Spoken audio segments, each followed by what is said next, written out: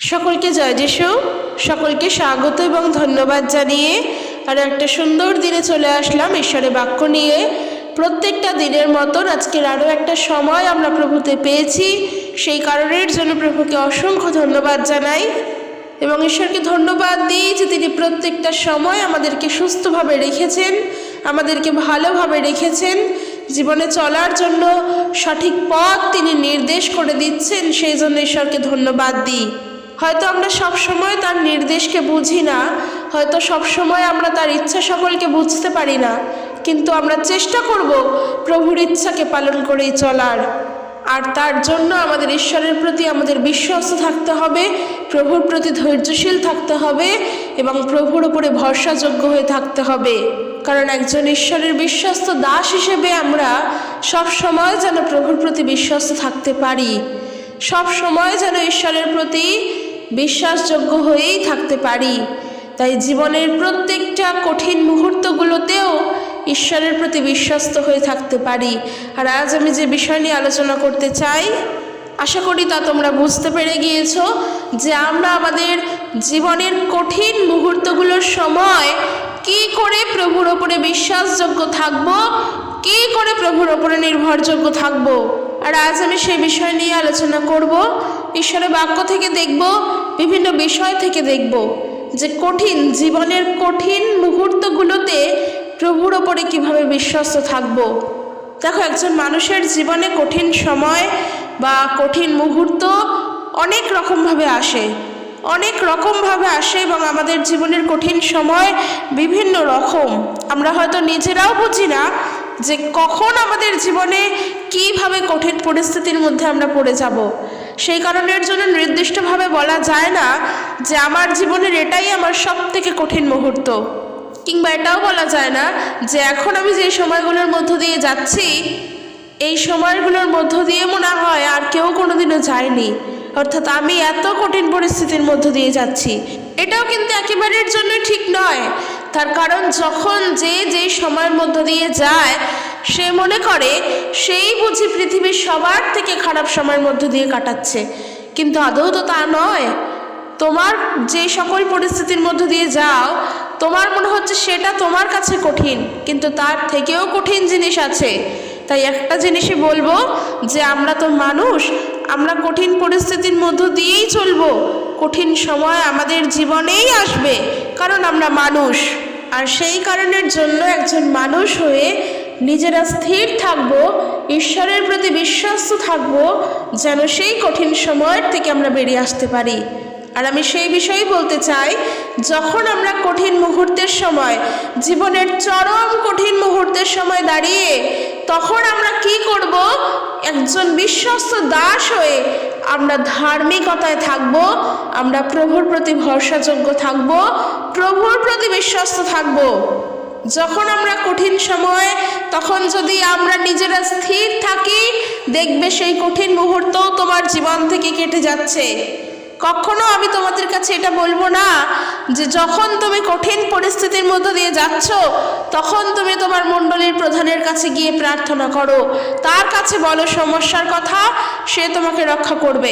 কখনো আমি এই কথা বলবো না, বরং আমি এটা শিক্ষা দিতে চাই, এইটাই বলতে চাই যে যখন কঠিন সময়ের মধ্য দিয়ে যাচ্ছ তখন তুমি নিজে প্রভুর প্রতি বিশ্বস্ত থাকো, তুমি নিজে প্রভুর প্রতি ভরসাযোগ্য থাকো, প্রার্থনা করো, দেখবে উত্তর প্রভু তোমাকে দান করবেন। আর ঠিক এই রকমই আমরা একজনের কাহিনী দেখব, আদি পুস্তক তার 39 অধ্যায় 1 পদ থেকে দেখব, কিন্তু অবশ্যই তার কাহিনী অনেক আগের থেকে শুরু হয়েছে, তো আমি তার আগের থেকে একটু বলতে চাই। আশা করি তোমরা এতক্ষণে বুঝতে পেরে গিয়েছো আমি কার কথা বলছি। আমি যোসেফের কথা বলছি। কোন যোসেফ? যাকবের পুত্র যোসেফ। আমরা সদাপ্রভুর আরাধনা করি, আমাদের ঈশ্বরের আরাধনা করি। আমরা যখন তার কাছে প্রার্থনা করি আমরা কি বলে প্রার্থনা করি? আব্রাহামের ঈশ্বর, যাকবের ঈশ্বর, যোসেফের ঈশ্বর, এইভাবে আমরা প্রার্থনা করি না? যিনি আব্রাহামের ঈশ্বর, তিনি যাকবের ঈশ্বর, তিনি যোসেফের ঈশ্বর, তিনি হলেন আমাদের ঈশ্বর, তিনি হলেন সদাপ্রভু। এই আব্রাহামের পুত্র যাকব, যাকবের পুত্র যোসেফ। আর আমি আজকের এই যোসেফের সম্পর্কেই বলতে চাই। তোমরা সবাই এই কাহিনী জানো, এটা আলাদা করে নূতনভাবে কিছু বলার নয়, কিন্তু যেই টপিক নিয়ে আলোচনা করব সেই কারণের জন্যই কাহিনী বলাটা খুবই প্রয়োজন। তো এই জোসেফের কাহিনী আমরা আদি পুস্তক 37 অধ্যায় থেকে পড়লেই পাবো। তো আমি একটু ছোট্ট করে বলতে চাই, এই জোসেফ যাকবের অত্যন্ত আদরের প্রিয় ছেলে এই জোসেফ। আর এই জোসেফের কিন্তু অনেক ভাই, জোসেফের ভাইয়েরা জোসেফকে ভালোবাসতেন না, হিংসা করত। কেন কি তার পিতার অনেক বয়সকালে জোসেফ হয়েছিল, সেই কারণের জন্য যাকব জোসেফকে খুব ভালোবাসতেন এবং সেই জোসেফের জন্য একটি সুন্দর জামাও বানিয়ে দিয়েছিলেন। আর আমরা জানি যার ফলে তার দাদারা আরও বেশি করে করে তার প্রতি ঈর্ষা করত, হিংসা করত। যখন তার দাদারা অন্য জায়গায় চলে গিয়েছিলেন ভেড়া পালনের জন্য বা পশুপালন করার জন্য, জোসেফ তখন তার দাদাদেরকে খুঁজতে, তার দাদাদের সঙ্গে দেখা করতে, তাদের কাজকর্ম কীরকম চলছে তা দেখার জন্য সেই স্থানেও যায়, সেখানেও গিয়েছিল। কিন্তু সেখানে গিয়েও তারা তার দাদাদের দেখা পায়নি, কারণ তার দাদারা সেই স্থান ছেড়ে অলরেডি অন্য জায়গায় চলে গিয়েছিলেন। আর আরও একটা বিষয়, এই জোসেফ যখন স্বপ্ন দেখতেন তার স্বপ্নের মিনিং থাকতো, তার যে স্বপ্ন সেই স্বপ্নের ব্যাখ্যা থাকতো, আর সেই ব্যাখ্যা এমনই থাকতো যার কারণের জন্য তার ভাইয়ের আরও বেশি করে করে তার প্রতি ক্ষিপ্ত হতো। আর এই ক্ষিপ্ততার কারণের জন্য জোসেফের নিজের ভাইয়েরাই জোসেফকে বিক্রি করে দিয়েছিল। কাদের কাছে বিক্রি করে দিয়েছিল? ইসমায়েলি বণিকদের কাছে বিক্রি করে দিয়েছিল। এই বণিকেরা গিলিয়দ থেকে তখন মিশরের দিকে যাত্রা করছিল, আর এই বণিকদের কাছে ছিল উট, এবং এই উটগুলো বহন করছিল বহু রকমের মশলা এবং ধন দৌলত। তাই জিহুদা আর তার ভাইয়েদের বলল, জিহুদা মানে কিন্তু এখানে জোসেফের আরেক ভাইয়ের কথা বলা হয়েছে। জিহুদা আর তার ভাইয়েরা বলা বলি করতে লাগলো, আমাদের ভাইকে হত্যা করে আর তার মৃত্যু সংবাদ গোপন করে আমাদের কি লাভ হবে? এর থেকে লাভ হবে যদি আমরা এই বণিকদের কাছে আমাদের ভাইকে বিক্রি করে দিই, আর তার ফলে কি হবে? আমরা আমাদের নিজেদের ভাইয়ের মৃত্যুর জন্য দোষীও হব না। আর অন্যান্য ভাইয়েরা যারা ছিলেন তারাও কিন্তু সম্মতি জানালো। আর এর ফলে 20টা রৌপ্য মুদ্রার বিনিময়ে জোসেফকে কিন্তু তার ভাইয়েরা ওই বণিকদের কাছে বিক্রি করে দিল। এরপর দেখো আদি পুস্তক তার 39 অধ্যায়, সেখান থেকে আমরা যদি পড়ি তাহলে বুঝবো যেই বণিকেরা জোসেফকে কিনে নিয়েছিল তারা তাকে মিশরে নিয়ে গেল। কারণ আমি শুরুতেই বললাম বণিকরা কোথায় যাচ্ছিল, তারা কিন্তু মিশর দেশেই যাত্রা করছিল। তো সেই বণিকেরা জোসেফকে নিয়ে মিশরের দিকে চলে গেল এবং ফরাউনের রক্ষকদের সেনাপতি পটিফারের কাছে বিক্রি করে দিল। ওই বণিকরাও কিন্তু জোসেফকে বিক্রি করে দিল। একবার জোসেফের কাহিনী পড়ছি, একবার জোসেফের কথা চিন্তা করো, তার অবস্থা একবার চিন্তা করো। তো দেখো আমরা পড়বো, এরপরে দেখব ফরাউনের রক্ষকদের সেনাপতি পটিফারের কাছে বিক্রি করে দিল, কিন্তু প্রভু জোসেফকে সাহায্য করলেন। জোসেফ সফল কর্মা হলেন। জোসেফ সেই মিশরীয় পটিফারের অর্থাৎ তার মনিবের বাড়িতেই বাস করতেন। তার ভাইয়েরা তাকে নিয়ে এত কিছু করছে, তার ভাইয়েরা তাকে হত্যা করতে চেষ্টা করেছিল, তারপরে হত্যা না করে কুয়োর মধ্যে ফেলে দিল, সেই কুয়োর থেকে তুলে নিয়ে বণিকদের কাছে বিক্রি করে দিল, তারপরে সেই বণিকেরা আবার অন্য কারোর কাছে বিক্রি করে দিল। তারপরেও দেখো জোসেফ কিন্তু একবারের জন্য তার ভাইয়েদের বিরুদ্ধে কিছু বলছে না, জোসেফ কিন্তু কোনো কথা বলছে না, তাকে যেমনভাবে নিয়ে যাওয়া হচ্ছে সে সেইভাবেই চলছে। প্রভু কিন্তু জোসেফের সহায় ছিলেন, আর সেই কারণের জন্যই সেই পটিফারের বাড়িতেই কিন্তু সে আশ্রয় পেল। এরপর দেখো 3 পদ থেকে বলছে, পটিফার দেখলেন যে প্রভু জোসেফের সাথে রয়েছেন এবং জোসেফ যা কিছু করেন তাতেই তিনি তাকে সফল হতে দেন। সেই জন্য পটিফার খুশি হয়ে কি করলেন, জোসেফকে তার নিজের বাড়ির অধ্যক্ষ করে তারই হাতে সমস্ত কিছুর ভার দিলেন। আর জোসেফকে সেই বাড়ির অধ্যক্ষ করা হলে প্রভু পটিফারের বাড়ি এবং তার সব কিছুকে আশীর্বাদ করলেন। জোসেফের জন্যই প্রভু এ কাজ করলেন, আর তিনি পটিফারের খেতে যা জন্মাতো তাকেও আশীর্বাদ যুক্ত করলেন। তাই পটিফার তার বাড়ির সব কিছুর ভারই জোসেফের হাতে দিয়ে দিলেন। কেবল নিজের খাবারটা ছাড়া আর কোনো কিছুর জন্যই তিনি চিন্তিত ছিলেন না। এইবারে হলো আসল কথা, যেই কারণের জন্য আমি জোসেফের কাহিনী পড়ছি, যেই কারণের জন্য আজকের বিষয়ের অনুযায়ী জোসেফের কথা বলছি, এরপরেই দেখো, যোসেফ ছিলেন অত্যন্ত রূপবান এবং সুদর্শন পুরুষ। আর 7 পদ থেকে বলছে, কিছু সময় পরে যোসেফের মনিবের স্ত্রীও তাকে পছন্দ করতে শুরু করলো।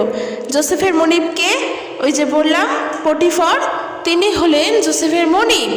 আর তার যে স্ত্রী অর্থাৎ পটিফরের ওয়াইফ, সে কিন্তু যোসেফকে একটা কুপ্রস্তাব দিয়েছিল। যোসেফকে বলেছিল যে আমার সঙ্গে শোও, কিন্তু যোসেফ প্রত্যাখ্যান করে বলল, আমার মনিব জানেন তার বাড়ির প্রতিটি বিষয়ের প্রতি আমি বিশ্বস্ত। তিনি এখনকার সব কিছুর দায় দায়িত্বই আমাকে দিয়েছেন। আমার মনিব আমাকে এই বাড়িতে প্রায় তার সমান স্থানেই রেখেছেন। আমি কখনো তার স্ত্রীর সঙ্গে শুতে পারি না। এটা মারাত্মক ভুল কাজ, ঈশ্বরের বিরুদ্ধে পাপ কাজ।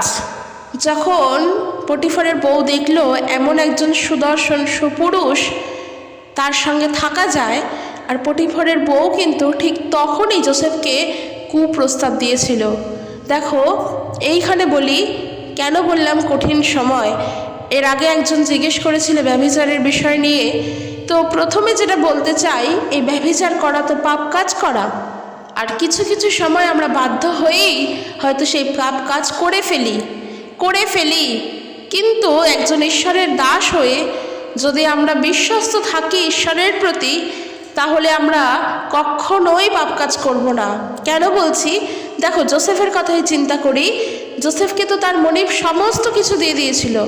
যোসেফকে তো তার মনিব বিশ্বস্ত হিসেবেই সমস্ত কিছু দেখার দায় দায়িত্ব দিয়েই দিয়েছিল, আর যোসেফ তো সমস্ত কিছু পালন করছিল। তো সেই জায়গায় দাঁড়িয়ে সে যদি তার স্ত্রীর সঙ্গে থাকতো, তাহলে যোসেফ তো ছল চাতুরি করে তার মনিবকেও ঠকাতে পারত। সে তো বলতেই পারত যে আপনার সব দায় আমাকে দিয়েছেন, আপনার স্ত্রী আমাকে প্রস্তাব দিয়েছে, তাই আমি ফেলতে পারিনি। সে তো ছল চাতুরি করতে পারত। যোসেফ তো নিজের মনের মতন কথা বানিয়ে পটিফরকে তার নিজের আয়ত্তে নিয়ে চলেই আসতে পারত। পটিফরের মনকে তো যোসেফ গলিয়েই দিতে পারত তার নিজের চাতুরির দ্বারা, কিন্তু যোসেফ তা করেনি। প্রথম বিষয়। আর দ্বিতীয় বিষয়, যোসেফ ঈশ্বরের প্রতি বিশ্বস্ত ছিলেন, ঈশ্বর তার সঙ্গে ছিলেন। বলতে পারো যোসেফের জীবনের জন্য ওইটুখানি সময়ের জন্য ওটা পরীক্ষা ছিল, যে সে নিজে একজন সুদর্শন আর তার সামনে একজন নারী আছে, সে তাকে দেখে হয়তো তার প্রতি আসক্ত হয়েই পড়তে পারত, কিন্তু যোসেফ তা করেনি। যোসেফ কিন্তু বরং তাকে প্রত্যাখ্যান করেছে। আর সেই কারণের জন্য বলছে যে আমার মনিব তার সমান, তার ভাবেই, অর্থাৎ তার মতন করেই আমাকে এই বাড়িতে স্থান দিয়েছে। অর্থাৎ তার যেমন স্থান, আমাকেও তিনি সেই জায়গাতেই রেখেছেন। আর এই কাজ করা মারাত্মক ভুল কাজ করা, পাপ কাজ করা, বিশেষ করে ঈশ্বরের বিরুদ্ধে পাপ কাজ করা। তাই আমি এই কাজ করব না। দেখো 10 পদ থেকে বলছে, স্ত্রী লোকটি রোজই যোসেফকে কথা বলতো, কিন্তু যোসেফ সে কিন্তু রাজি হতেন না। একদিন যোসেফ নিজের কাজ করতে করতে বাড়ির ভেতরে গেলেন। সেই সময় সেই বাড়িতে কেবল একা তিনিই ছিলেন। তার মনিবের স্ত্রী সেই সময় তার কাপড় টেনে ধরল। এমনই একদিন সময় যখন যোসেফ তার নিজের কাজ করছিল, কাজ করতে করতে বাড়ির ভিতরে গেল, আর বাড়ির ভিতরে শুধুমাত্র পটিফরের বউ ছিল আর যোসেফ ছিল। তো সুযোগটা, সময়টা তো সব থেকে তখনই বেশি সুন্দর। কেউ নেই বাড়িতে, শুধুমাত্র তারা দুজন একা। আর ঠিক সেই সময় মনিবের স্ত্রী তখন কি করলেন, মনিবের স্ত্রী তখন যোসেফের কাপড় টেনে ধরলো আর ধরে বললেন, আমার সঙ্গে বিছানায় এসো। কিন্তু যোসেফ সেই বাড়ি থেকে এত দ্রুত দৌড়ে পালালো যে জামাটা স্ত্রীলোকের হাতেই রয়ে গেল।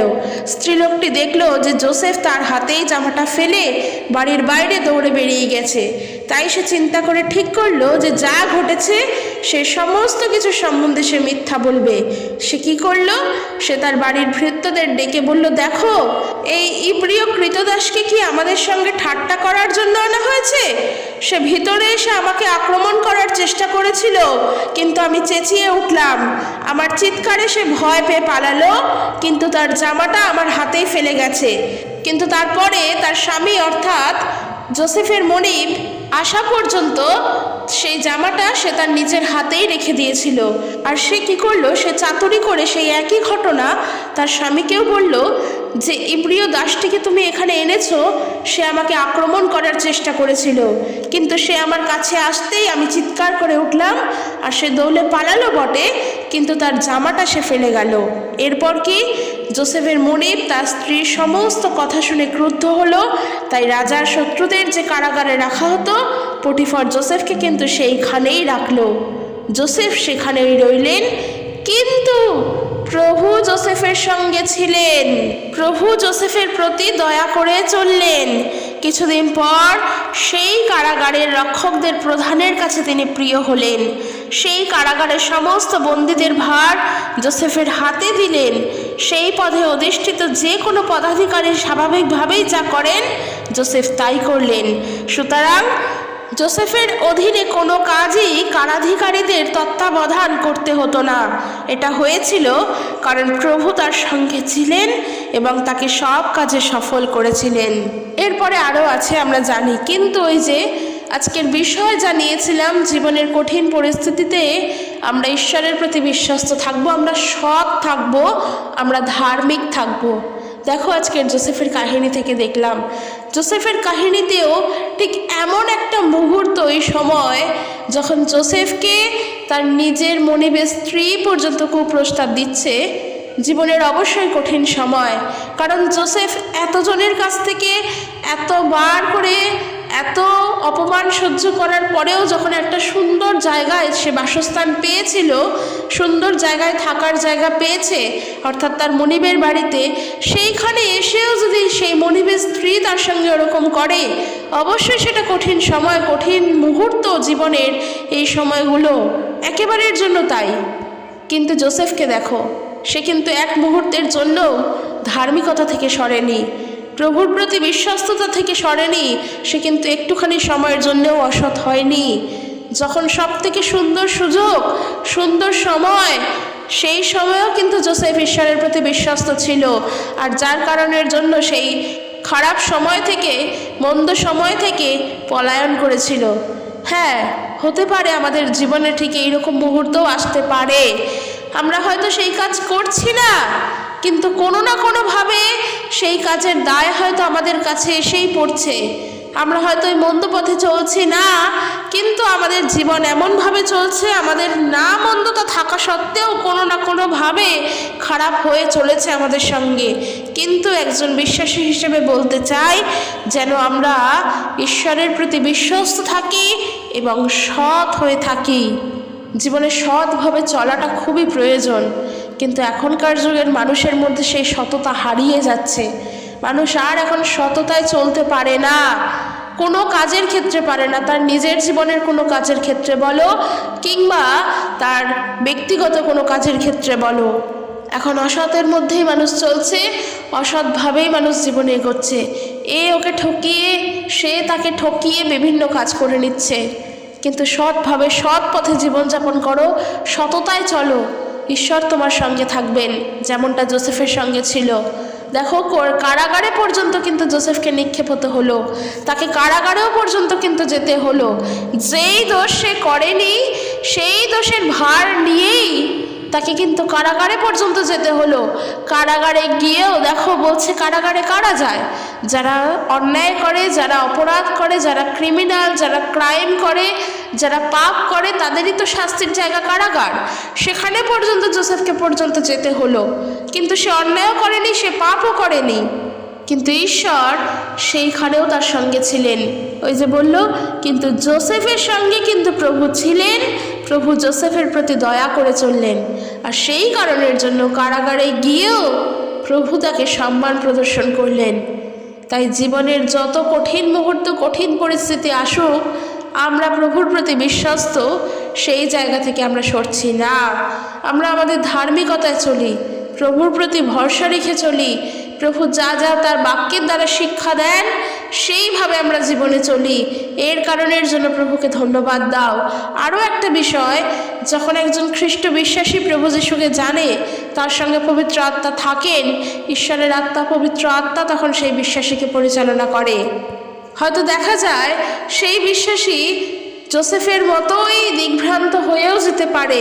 হয়তো দেখা যায় সেই বিশ্বাসী যোসেফের মতো সেই বিশ্বাসীর জীবনেও দুঃখ কষ্ট আসে, কিন্তু সেই সময় সে যদি পবিত্র আত্মার কাছে প্রার্থনা করে, আত্মার দ্বারা প্রার্থনা করে, আত্মার সাহায্যে প্রার্থনা করে, পবিত্র আত্মা তখন তাকে পথ দেখাবেন।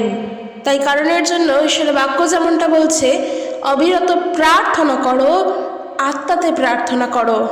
আত্মাতে প্রার্থনা করাটা খুবই প্রয়োজন, আত্মাতে স্থির থাকাটা খুবই প্রয়োজন, প্রভুর প্রতি দৃঢ়তায় থাকাও খুবই প্রয়োজন, ঈশ্বরের বাক্যকে নিজের মধ্যে রেখে দেওয়া খুবই প্রয়োজন। বিশ্বাসী ভাই বোনেরা, তোমাদের সবার উদ্দেশ্যে বলছি, ঈশ্বরের বাক্য শোনো, ঈশ্বরের বাক্য পড়ো এবং ঈশ্বরের বাক্যকে নিজেদের হৃদয়ে গেঁথে নেওয়ার চেষ্টা করো। কারণ ওই যে প্রভু যিশুর জীবনে যেমন কঠিন মুহূর্ত এসেছিল, প্রভু যিশুর জীবনে যেমন কঠিন সময় এসেছিল, যখন তিনি দিয়াবলের দ্বারা পরীক্ষিত হয়েছিলেন, তখন তো তিনি সম্পূর্ণরূপে মানুষ ছিলেন। যখন তিনি 40 দিন উপবাসের পর দিয়াবলের দ্বারা পরীক্ষিত হয়, সেই সময় তিনি সম্পূর্ণ মানুষ ছিলেন এবং তিনি সম্পূর্ণ ঈশ্বর। কারণ কি, 40 দিন উপবাসের পর তিনি পবিত্র থেকেও পবিত্রতম হয়ে উঠেছিলেন, অর্থাৎ তার সেই পবিত্রতার কোনো সীমা ছিল না। তখন এমনিই তিনি পবিত্রবান, তিনি পবিত্রই, তার মধ্যে কোনো অন্ধকারের লেশটুকু নেই। 40 দিন উপবাস বলছি, 40 দিন উপবাস ঠিকই তিনি ছিলেন যখন আমরা তাকে মানুষ বলে জানি, কিন্তু আসলে তিনি তো ঈশ্বর। তার কি সত্যি কোনো খাদ্যের প্রয়োজন পড়ে? তার কি সত্যি কোনো খাদ্যের দরকার লাগে? তার কি খাদ্যের অভাব? প্রথম বিষয়। আর দ্বিতীয় বিষয়, তিনি বলছেন আমি নিজেই জীবন খাদ্য। প্রভু যিশু এ কথা বলছেন, তো তার খাদ্যের তো দরকারই নেই। কিন্তু আমরা দেখছি ঈশ্বরের বাক্যতে, বাইবেলে এমনটা রয়েছে, প্রভু যিশু পরীক্ষিত হয়েছিলেন কারণ তখন তিনি সম্পূর্ণ মানুষ রূপ দেখিয়েছেন। কারণ পরীক্ষাতে মানুষ পড়ে, ঈশ্বর পরীক্ষাতে পড়েন না, পরীক্ষাতে মানুষ পড়ে। সমস্যা আমাদের জীবনে আসে, কঠিন মুহূর্ত মানুষের জীবনে আসে। ঈশ্বরের জীবনে কখনো কঠিন সময় আসে না, মানুষের জীবনে আসে কঠিন সময়। প্রভু যিশুও কিন্তু 40 দিন উপবাসের পর দিয়াবলের দ্বারা পরীক্ষিত হয়েছিলেন। আর তখন তিনি কি করেছিলেন? তখন তিনি ঈশ্বরের বাক্য দ্বারাই সেই পরীক্ষার থেকে, দিয়াবলের হাত থেকে মুক্ত হয়েছিলেন। পরীক্ষার মধ্যে পড়েও তিনি পড়েননি, কারণ তিনি প্রভুর বাক্য দ্বারাই, বাইবেল শাস্ত্র দ্বারাই তিনি জয়ী হয়েছিলেন। এটা একটা শিক্ষা, বিশেষ করে বিশ্বাসীদের জন্য, মানুষের জন্য। ঈশ্বরের বাক্যকে নিজেদের অন্তরে গেঁথে নাও, ঈশ্বরের বাক্যকে নিজেদের হৃদয় মন্দিরে গেঁথে নাও, ঈশ্বরের বাক্যকে অনেক বেশি করে অধ্যয়ন করো, অনেক বেশি করে প্রার্থনা করতে শেখো, আত্মাতে প্রার্থনা করতে শেখো। যখন পরীক্ষায় পড়বে তখন যেন সেই বাক্যের দ্বারাই আমরা উদ্ধার পেতে পারি, যেন তখন সেই মুহূর্তে প্রভুর বাক্যের কথা মনে পড়ে। যখন তুমি কঠিন মুহূর্তের মধ্যে পড়বে জীবনের, তখন যেন সেখান থেকে বেরিয়ে আসার জন্য প্রভুর বাক্য তোমার হৃদয়ে আসে। ওই যে বললাম, কখন কার কেমন মুহূর্ত আসে সেটা আমরা জানি না, আমাদের জীবনে কোন সময়টা কঠিন সময় এসে পড়বে তাও আমরা জানি না, কিন্তু প্রভুর বাক্য যখন আমাদের অন্তরে থাকবে, সেই কঠিন মুহূর্ত থেকে আমরা বেরিয়ে আসতে পারবো। আমাদের প্রার্থনা যখন অবিরত চলবে, তখন সেই কঠিন সমস্যার থেকে আমরা বেরিয়ে আসতে পারবো। আর এই অবিরত প্রার্থনা চলা, অবিরাম প্রার্থনা চলা মানে তুমি জানো তুমি যা প্রার্থনা করছো সেই উত্তর তুমি পাচ্ছ, অর্থাৎ তুমি যা চাইছো প্রভু তা তোমাকে অলরেডি দিয়েই দিয়েছেন, তাই তুমি অবিরাম প্রার্থনা করছো। যখন আমাদের এই প্রার্থনা চলে বিশ্বাস সহকারে, তখন প্রভু আমাদের দিকেই থাকেন, তখন প্রভু আমাদের সঙ্গেই থাকেন, প্রভু তখন আমাদের থেকে মুখ ফিরিয়ে রাখেন না। এটা আমাদের মাথায় রাখা দরকার যে আমাদের সকল সমস্যার জন্য, সকল কঠিন পরিস্থিতির জন্য আমরা যেন সব সময় প্রার্থনায় থাকি, যেন আমরা ঈশ্বরের বাক্যকে নিজেদের অন্তরে, নিজেদের মধ্যে যেন রাখতে পারি। আর আরও একটা জিনিস, যেমনই মুহূর্ত আসুক প্রভুর প্রতি বিশ্বস্ত থাকবো, প্রভুর প্রতি সৎ থাকবো, যোসেফের মতো। যেমন যোসেফ ছিল, সে তো কঠিন মুহূর্তের মধ্যেই ছিল, তার তো টানাপোড়েনের মতন অবস্থায় ছিল। হতেই পারত এমন সময় যে যেই মনিবের স্ত্রী তাকে ওই রকম একটা কুপ্রস্তাব দিয়েছিলেন, সেই মনিবের স্ত্রীর কথা যদি তিনি মান্য না করেন, তাহলে তার চাকরি যেতেও বাধ্য। অর্থাৎ সেই মনিবের বাড়িতে সে দেখাশোনা করছিল, সে মনিবের বাড়ির রক্ষক হয়েছিল।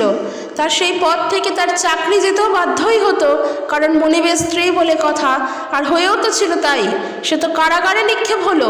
যেই যোসেফ কোনো পাপই করলো না, যেই যোসেফ কোনো ভুল কাজই করলো না, সেই যোসেফকে কারাগারে যেতে হলো, সেই যোসেফকেই কারাগারে পর্যন্ত যেতে হলো। কিন্তু কারাগারে যাওয়ার পরেও প্রভু কিন্তু যোসেফের সঙ্গেই ছিলেন। তার চাকরি তো গেল, কিন্তু অদ্ভুত ঈশ্বরের আশীর্বাদ দেখো, সেই কারাগারে যখন সে রইল, প্রভু যখন তার সঙ্গে, সেই কারাগারের সমস্ত বন্দীদের ভার যোসেফের হাতে দেওয়া হলো। তাই আমরাও যদি ঈশ্বরের প্রতি বিশ্বস্ত থাকি, ঈশ্বরের প্রতি সততায় চলি, ঈশ্বরের প্রতি ধার্মিকতায় চলি, প্রভু আমাদের সঙ্গে আছেন। কে আমাদের কি করবে এই কথাটা মাথায় রাখবে। কোনো শত্রুই তখন তোমার বিরুদ্ধে লড়তে পারবে না। মানুষ তোমার বিপক্ষে ভুল চিন্তা করলেও তারা পরাজিত হবে, তাদের চিন্তা পরাজিত হবে। কারণ তুমি জানো তুমি প্রভুতে সৎ, তুমি জানো প্রভুতে তুমি সঠিকভাবে চলছো, তুমি জানো তুমি প্রভুর প্রতি বিশ্বস্ত হয়ে চলছো, তুমি জানো প্রভুর বাক্য তুমি স্মরণ করে চলো, প্রভুর বাক্য তুমি মান্যতা দিয়ে চলো, প্রভুর কাছে তুমি প্রার্থনা করে চলো। তাই তুমি প্রভুতে সৎ। কে তোমার বিপক্ষে যাচ্ছে, কে তোমার বিরুদ্ধে কথা বলছে, তাতে তোমার কিচ্ছু আসে যাবে না তখন। তাই জীবনের কঠিন মুহূর্তগুলোতে ঈশ্বরের উপরে বিশ্বস্ত থাকো, মানুষের উপরে নয়। হতে পারে সে তোমার শুভাকাঙ্ক্ষী, সে মানুষ, সে তোমার শুভাকাঙ্ক্ষী, সে তোমার ভালোটাই আশা করে, সে কখনো তোমার খারাপ চায় না। কিন্তু সেই ব্যক্তি যদি ঈশ্বরের বিরুদ্ধে হয়, কিংবা সেই ব্যক্তি যদি প্রভু যীশু খ্রিস্টকে না জানে, সেই ব্যক্তি যদি প্রভু যীশুর নামের গৌরব না করে, বা সেই ব্যক্তি যদি বিশ্বাসী একজন না হয়, তাহলে আমি বলবো তোমার বিপদের দিনেও সাহায্যের জন্য তার কাছে চেও না, তার কাছে হাত পেতো না। তোমার জীবনের কঠিন সময়ের জন্য তার দিকে চেও না, বরং যেই ব্যক্তি প্রভু যীশুকে জানে, ঈশ্বরের গৌরব করে, তার দিকে যাও, তার কাছে সকল কথা বলো। কিন্তু যারা প্রভু যীশুকে জানে না, ঈশ্বরের কথা বোঝে না, ঈশ্বরকে সম্মান করতে জানে না এবং ঈশ্বরের নামের গৌরব করতে জানে না, এমন মানুষদের সঙ্গে যেন আমরা নিজেদের সকল সমস্যার কথা না বলি। এই বিষয়ে আমি এর আগেও বলেছি, এই বিষয়ে আমি আবারও বলছি। কারণ আমরা ভীষণ গল্প করতে ভালোবাসি, সময় ব্যয় করতে ভালোবাসি, একে অপরের সঙ্গে বন্ধুত্ব করতে ভালোবাসি। এটা খুবই ভালো জিনিস।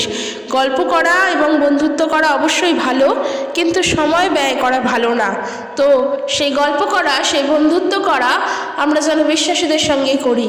কারণ 10 জন বিশ্বাসী বসে যখন গল্প করব, 10 জন বিশ্বাসী যখন বসে বন্ধুত্ব করব, আমরা তখন ঈশ্বরের নামের গৌরবই কিন্তু করব। আমাদের সকল কাজের জন্য, আমাদের প্রত্যেকেরই জীবনের নিজস্ব নিজস্ব কাজের জন্য আমরা কিন্তু তখন ঈশ্বরকে গৌরব করব, প্রভুকে ধন্যবাদ দেব। তাই একজন বিশ্বাসী হয়ে বলবো, আমাদের মাথায় রাখা দরকার, আমরা আমাদের জীবনের কঠিন মুহূর্তগুলোতে, কঠিন পরিস্থিতিগুলোতে আমরা যেন প্রভুর প্রতি বিশ্বস্ত থাকি। শুধু বিশ্বস্ত না, যেন শেষ পর্যন্ত প্রভুর প্রতি বিশ্বস্ত হয়ে তার উপরে ভরসাযোগ্য হয়েই যেন থাকি, এবং আমরা সৎভাবে যেন থাকি, যোসেফের মতো যেন সততায় চলি। এবং আরও একটা বিষয়, ধার্মিকতাতে যেন চলতে পারি।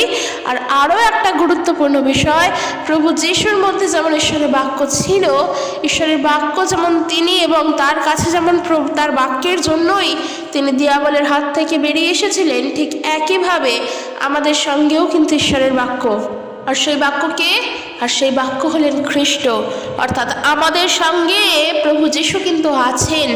তাই তার বাক্যকে নিজেদের অন্তরে যেন আমরা গেঁথে নিই, কারণ তার বাক্য তা হলো জীবন্ত। তার বাক্য কখনো আমাদের নিরাশ করে না, তার বাক্য কখনো আমাদের হতাশার মধ্যে ফেলে না। তার বাক্যের প্রতি বিশ্বাস করা যায়, এ কথা তিনি বলেছেন। সত্যি একবার হৃদয় থেকে প্রভুর বাক্যের প্রতি বিশ্বস্ত হয়ে দেখো, জীবনে কি পাও। সত্যিকারের একবার যে বিশ্বস্ত হবে সেই বুঝবে। আমি বলছি বলে তুমি বুঝবে এমনটা নয়। জীবনের কঠিন মুহূর্তে, কঠিন সময় ঈশ্বরের প্রতি একবার বিশ্বস্ত হয়েই দেখো, স্বাদ আসল কি তখন বুঝবে, ঈশ্বরেতে আনন্দ কি তখন বুঝবে, ঈশ্বরেতে খুশি কি, ঈশ্বরেতে মজা কি তখন বুঝবে। কিন্তু কঠিন সময় তোমাকে সততায় চলতে হবে, ঈশ্বরের প্রতি বিশ্বস্ত থেকে সততায় চলতে হবে। কিন্তু এই সময়গুলোতেই যদি আমরা আমাদের জায়গা থেকে সরে যাই, আমরা যদি আমাদের দিক ভুল করে ফেলি, আমরাই যদি ভুল করে ফেলি, যে ভুল জোসেফ করেনি তারপরেও যখন তাকে যেতে হয়েছে কারাগারে, সেই ভুল আবার আমরা যেন করে না ফেলি, মাথায় রাখবো। কিন্তু ভুল তো একটা নয়, ভুল অনেক আছে, কিন্তু আমরা ভুল যেন না করি। প্রলোভনের মধ্যে পড়ে গিয়ে, জীবনের কঠিন সমস্যাগুলোর মধ্যে পড়ে গিয়ে যেন ভুল পথটা বেছে না নিই। ঈশ্বরের প্রতি যেন সৎভাবে থাকতে পারি, প্রভুর প্রতি যেন বিশ্বস্ত হয়ে থাকতে পারি। কারণ ঈশ্বরের বাক্য বলছে, প্রভু আমাদের কারোর দিক থেকে মুখ ফিরিয়ে নেন না, শুধু তার প্রতি সৎ এবং বিশ্বস্ত থাকো। কিন্তু একটা জিনিস কি, কঠিন সময় বা যে কোনো মুহূর্তে এই সৎ এবং বিশ্বস্ত থাকাটাই হলো গুরুত্বপূর্ণ বিষয়, যেটা আমরা সব সময়ের জন্য থাকতে পারি না। একটা ভুল হলেও হয়তো করে ফেলি, কিন্তু ওই যে অবিরাম প্রার্থনা করো যেন ঈশ্বর আমাদেরকে মন্দ পথ থেকে রক্ষা করেন, যেন আমরা ভুল না করে ফেলি, এবং বিশেষ করে যেন জীবনের সকল সময়গুলো যেন আরও বেশি করে করে তার প্রতি বিশ্বস্ততায় হয়ে যেন জীবনটা কাটাতে পারি, আর শেষ পর্যন্ত যেন প্রভুতে স্থিরতায় থাকতে পারি। সব সময় এই প্রার্থনা প্রভুর প্রতি রাখো। প্রভু আমাদের কথা শোনেন, প্রভু আমাদের কথার উত্তর দেন। শুধু বিশ্বাস সহকারে তার কাছে চাইতে হয় এবং সততায় থেকে তার কাছে প্রার্থনা করতে হয়, তার বাক্যকে বিশ্বাস করে চলতে হয়। প্রভু আমাদের কথা শোনেন। তো চলো আজকের ভিডিও এখানে শেষ করছি। ভিডিওটি কেমন লাগলো জানিও। যদি ভালো লাগে অবশ্যই লাইক কমেন্ট করো এবং অবশ্যই ঈশ্বরের বাক্যকে প্রাধান্য দিয়ে চলো। আর ভালো লাগলে শেয়ার করে দিও।